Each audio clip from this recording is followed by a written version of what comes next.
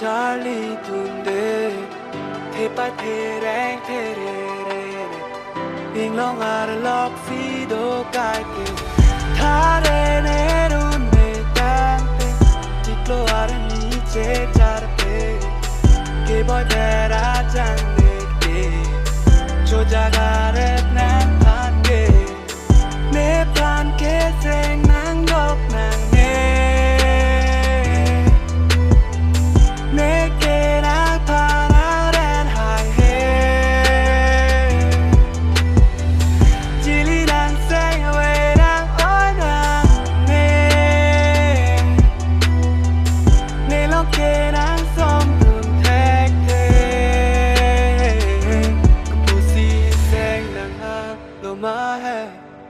cho chắc từ ong lâu này kề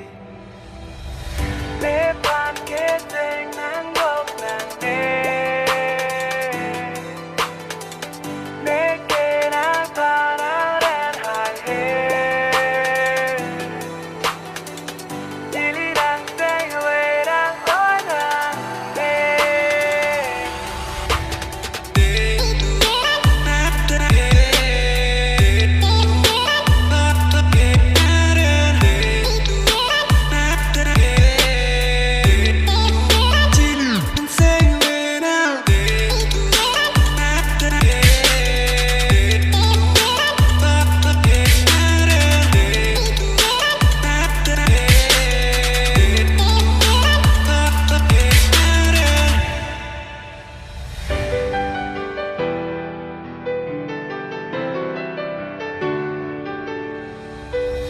Kim số bên ta bong nàng kê Tóc bò lọc gì cả son xê Nê kê tóc lang mà sạp thạch thạch Itung ra ý chính Har.B.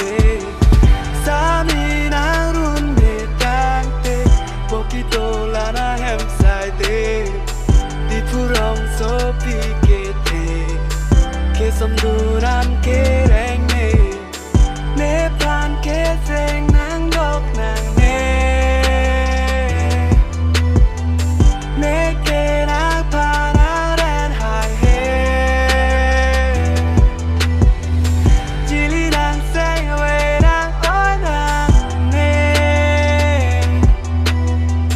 nê lo kê nàng xóm tuần thách thê Cú si xanh nàng ha lo ma hè cho chắc từ ong lâu này kê lê pan kết tình nắng